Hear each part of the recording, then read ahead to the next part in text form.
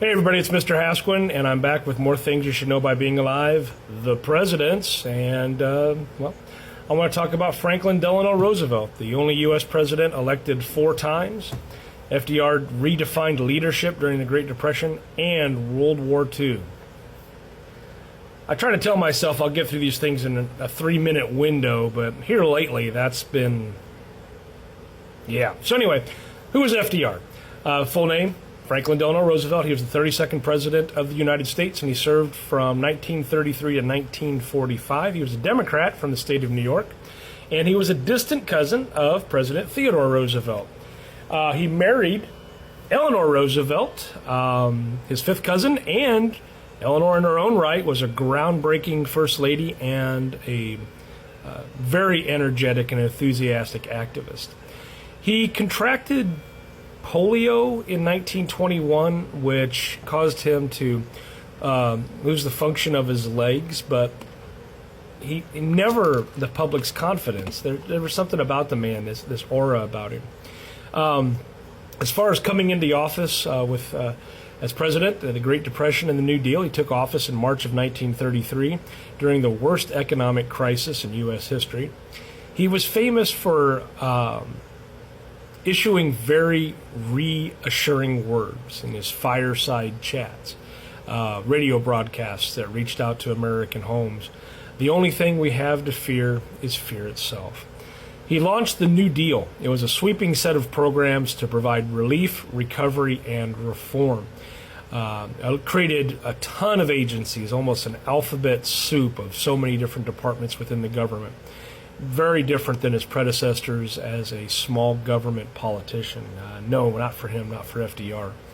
Created Social Security, the FDIC, the SEC, Security and Exchange Commissions, and the CCC, one of those departments, the Civilian Conservation Corps. Expanded the role of the federal government, like I said, but like never before. Like I said, his fireside chats on the radio, just calming and personal voice in American homes.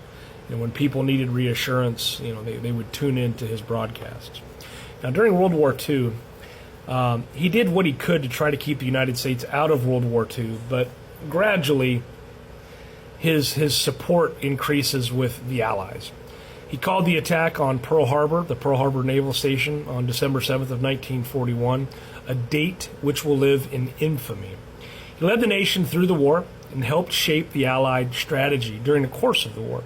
He partnered with Winston Churchill of the United Kingdom and Joseph Stalin of the Soviet Union, and they formed the Big Three. He oversaw the creation of the United Nations, and he died in April of 1945 in Warm Springs, Georgia, just weeks before World War II ended in Europe. As far as his disability goes, we can't overlook that. He had to overcome his disability. He contracted polio about the age of 39 or so. He used leg braces and a wheelchair, though these were rarely shown in public. He mastered public perception and inspired millions by showing his strength through adversity. And as a result of his actions, we also see the creation of the March of Dimes, whose purpose was to combat polio and eradicate it. As far as his presidency goes, with firsts and lasts, he was the only president to be elected into office 4 times. The elections of 32, 36, 40, and 44. He served 12 years, which is the longest in U.S. history. The 22nd Amendment kind of puts the kibosh on that now. He led during America's 2 greatest crises with the Great Depression and World War II. And like I said, his presidency led to the 22nd Amendment. The Republicans were upset that he was in office so long that the 22nd Amendment was created to limit the president to 2 terms. 22, 2, 2. There you go. Anywho, as far as his legacy goes, he's ranked among the top U.S. presidents by historians. He transformed the role of the federal government in the lives of Americans. He's remembered for his leadership, his optimism, and his vision. He's buried in Hyde Park, New York.